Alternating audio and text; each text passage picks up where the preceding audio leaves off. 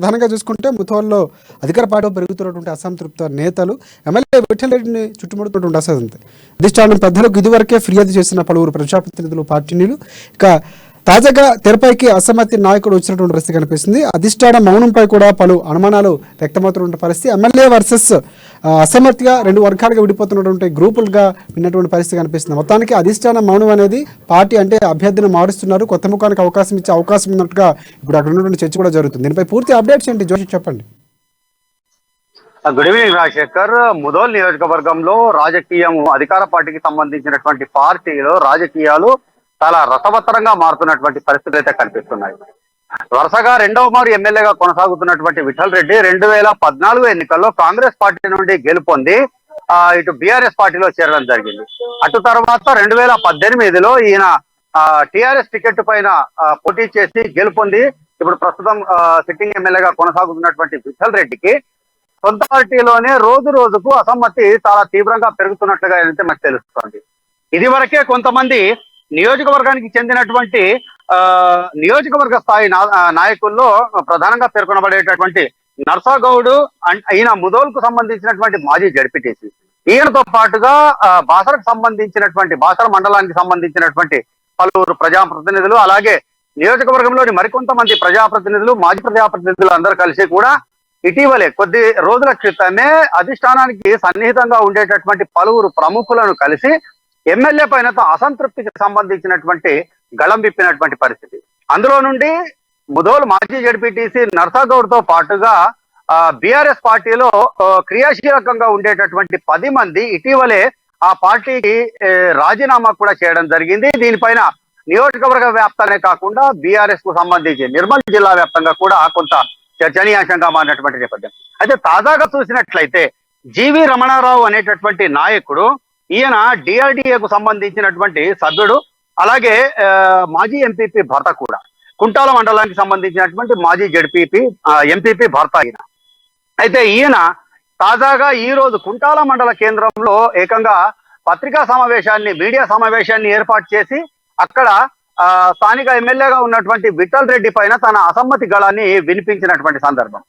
అయితే ఈయన చెప్పిన విధంగా చూసుకున్నట్లయితే మాత్రం తాను ఇటీవలే పార్టీ పెద్దలను కలిశానని చెప్పి, అలాగే పార్టీకి విధేయుడిగా ఉండటమే తమ లక్ష్యమని పేర్కొంటూనే ఈ మారు తను కూడా టికెట్ కు సంబంధించినటువంటి రేసులో ఉండబోతున్నట్టుగా ప్రకటించడము అనేటటువంటిది కొంత ఆసక్తికరంగా బీఆర్ఎస్ పార్టీ రాజకీయాలు మార్చినటువంటి నేపథ్యం.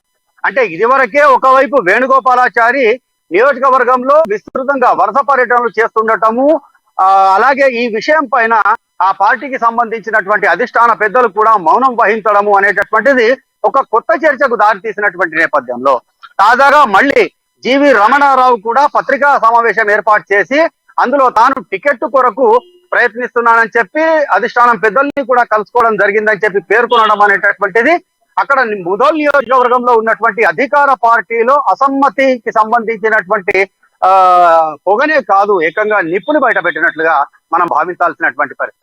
అంటే దీన్ని రెండు కోణాల్లో చూసేటటువంటి అవకాశం ఉంది రాజశేఖర్.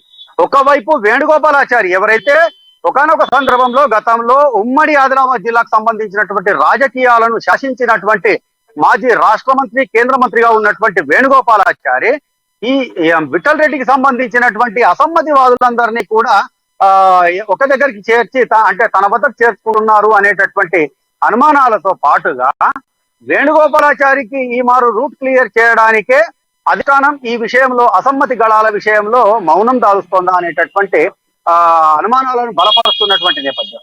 అయితే ఈ కోణంలో చూసినట్లయితే ఇప్పుడు జీవి రమణారావు పేర్కొన్నట్లుగా తాను పార్టీకే విధేయుడినని చెప్పి టికెట్ కోసం మాత్రం తన హక్కుగా ప్రయత్నిస్తానని చెప్పి పేర్కొంటున్నటువంటి పరిస్థితులు, అలాగే వేణుగోపాలాచారికి సంబంధించినటువంటి వరుస పర్యటనలు, ఈ రెండు చూసినట్లయితే మాత్రం ఈ మారు అంటే ఈ వచ్చే ఎన్నికల్లో ముదోల్కు సంబంధించినటువంటి సిట్టింగ్ ఎమ్మెల్యేను రాబోయే ఎన్నికల్లో బీఆర్ఎస్ అభ్యర్థిత్వం నుండి తప్పించేటటువంటి యోచనలో భాగమా, లేకపోతే దాని కొరకే ఈ విధంగా జరుగుతుందా అనేటటువంటి ఒక ప్రశ్న తెరపైకి వస్తున్నటువంటి నేపథ్యం.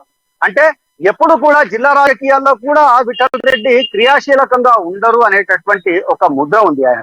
కేవలం కాంగ్రెస్ పార్టీలో 5 మార్లు ఎమ్మెల్యేగా గెలుపొంది సీనియర్ లీడర్ గా ఉన్నటువంటి దివంగత నేత గడ్డెన్న కుమారుడు అనేటటువంటి పేరుతోనే ఆయన రాజకీయాలు నేర్పుతున్నటువంటి పరిస్థితిని కూడా మనం ఇక్కడ ఒకసారి గుర్తు చేసుకోవాల్సినటువంటి అవసరం ఉంది. ఈ నేపథ్యంలో జరుగుతున్నటువంటి పరిణామాలు, వాటికి సంబంధించి అధిష్టానం పూర్తిగా తమకు పట్టనట్లు వ్యవహరించడం వెనుక గల కారణాలు ఏంటి అనేటటువంటి అభిప్రాయాలు అక్కడ పూర్తిగా స్థానికంగా చర్చనీయాంశంగా మారినటువంటి పరిస్థితి. అయితే రాబోయే రోజుల్లో మాత్రం ముదోల్కు సంబంధించినటువంటి అధికార పార్టీకి సంబంధించినటువంటి వర్గ విభేదాలు మరింతగా రచ్చకెక్కేటటువంటి అవకాశాలు ఒకవైపు ఉండగా, రాబోయే రోజుల్లో రాజకీయాలు అధికార పార్టీలో ఏ విధంగా ఉంటాయనేటటువంటి ప్రశ్నలకు కూడా తావిస్తున్నటువంటి నేపథ్యం. రాజశేఖర్ రైట్. ఒకటి జోషి, ప్రధానంగా అంటే ఎక్కడ చూసుకున్నా కూడా బీఆర్ఎస్ పార్టీ ఎమ్మెల్యేలకు సంబంధించి అసంతృప్తులు రావడం అనేది సర్వసాధారణంగా కనిపిస్తున్నటువంటి విషయం. మరికొన్ని నెలల్లో ఎన్నికల నేపథ్యంలో ఈ వరుసగా ప్రతి నియోజకవర్గంలో కూడా రాష్ట్ర వ్యాప్తంగా వినిపిస్తున్నటువంటి పరిస్థితి. అయితే ఇక్కడ ప్రధానంగా ఇక్కడ మన ముతోలకు సంబంధించి వస్తే కేవలం అక్కడ ఉన్నటువంటి వర్గ విభేదాలుగానే చూడవచ్చా, లేకపోతే అన్ని అంశాలు పరిగణలో తీసుకున్నప్పుడు కావాలనే కేసీఆర్ సర్వే చేసుకున్న తర్వాత ఈ ఎమ్మెల్యేకి ఒకవేళ వ్యతిరేకంగా ఉంటే ఇలాంటి ఒక మాస్టర్ ప్లాన్తోనో లేకపోతే కావాలనే వర్గ విభేదాలు ఉన్నట్లుగా ఒక రకమైనటువంటి వార్తలు రావటం, దాని నేపథ్యంలో వారికి టికెట్ కేటాయించుకోవాలనే ఒక వ్యూహంలో భాగంగానే ఇవన్నీ జరుగుతారని కూడా ఇంకో కోణంలో మనం ఆలోచించే అవకాశం ఏమైనా ఉందంటారు?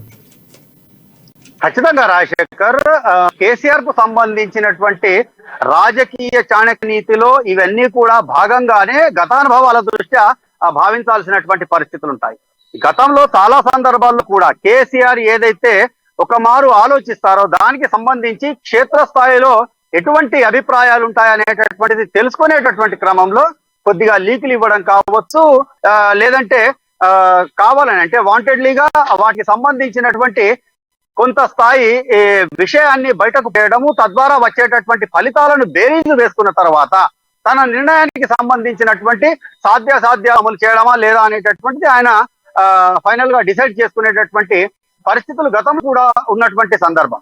దాన్ని కనుక మనం ఇక్కడ ఒక మారు పరిగణలోకి తీసుకున్నట్లయితే తాజాగా జరిగినటువంటి యొక్క వరదలు ఏవైతే ఉన్నాయో వాటికి సంబంధించి క్షేత్రస్థాయిలో పంటలకు సంబంధించినటువంటి నష్ట పరిశీలనకు ఎమ్మెల్యే వెళ్లిన సందర్భంలో రైతులందరూ కూడా అక్కడ కొంత వ్యతిరేకత వ్యక్తం చేయడము, అలాగే తమకు రావాల్సినటువంటి ఏవైతే ప్రభుత్వ పథకాలు ఉన్నాయో వాటికి సంబంధించినటువంటి విషయంలో కొంత ప్రశ్నించడం అనేటటువంటిది జరిగింది. ఏకంగా కొంతమంది రైతులు ఆయన కాళ్ళ మీద కూడా పడ్డటువంటి సందర్భాలు.